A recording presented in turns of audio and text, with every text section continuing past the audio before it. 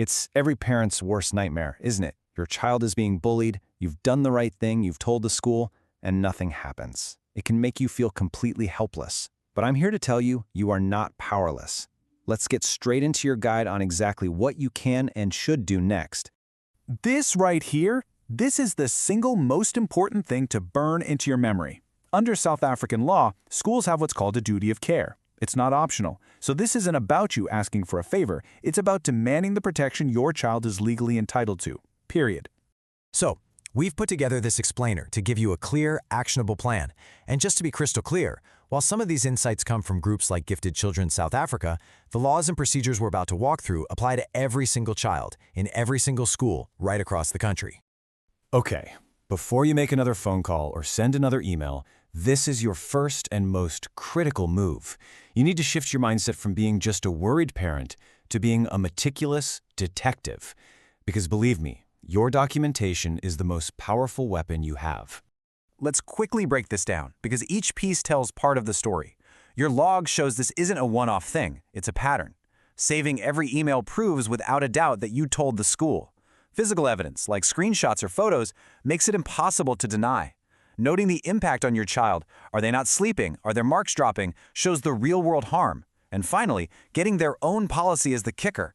Why? Because you're going to use their own rules to hold them accountable. All right, you've got your evidence toolkit. The time for hallway conversations and informal phone calls is over. Now it's time to engage the school in a way that creates an official record and legally requires them to respond. This is not just another email. This is a formal legal notification. See how you're sending it to the principal and the head of the school governing body? That ensures it's seen at both the management and the governance level. You lay out your evidence, you quote their own rules back to them, and you remind them of their legal duty of care. But the most crucial part, you demand a written action plan with a deadline. No more vague promises of, "we'll look into it." So you've done everything by the book. You've documented it all, you've sent the formal complaint, and still, you get silence, or worse, excuses. This is the moment, I know, where so many parents feel like giving up. But this is actually just the next step in a very clear process. Here's the good news. The school is not the end of the road, not by a long shot. There is a clear hierarchy designed for exactly these situations. Let's look at how you take this fight to the next level and remove the power from the school's hands. Think of this as climbing the ladder of accountability. The SGB, which includes other parents, is supposed to oversee the principal. If they drop the ball, you go to their boss, the Provincial Department of Education. And if you're not getting action there, you go right to the very top. This number is your direct line to the National Department of Basic Education. Save it in your phone. When you call this number, you're no longer just a frustrated parent. You are a citizen officially reporting the failure of a government institution to protect a child. Make sure you have all your documentation ready to go.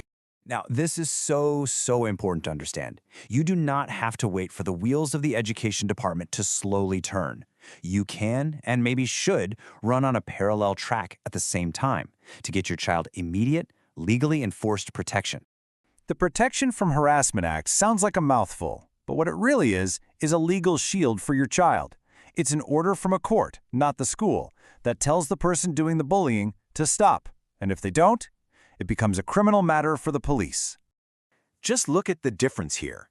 The school process depends on the very people who might be failing you. A protection order is completely independent and enforced by the police. The school process can drag on forever. A protection order can offer immediate safety. The school might issue a warning. Breaking a court order can lead to an arrest. See the difference? It's a total game changer.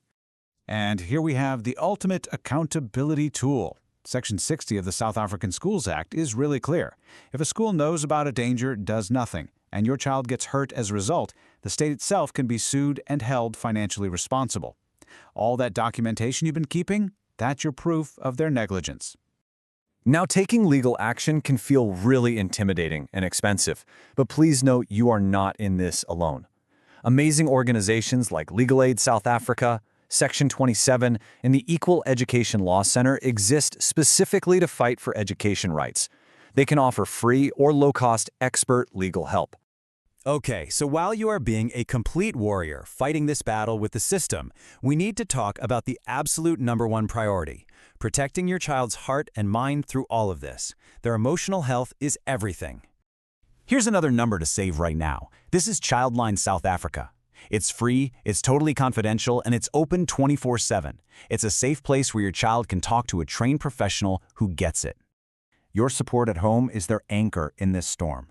Listen to them, believe them, and tell them over and over again, this is not your fault.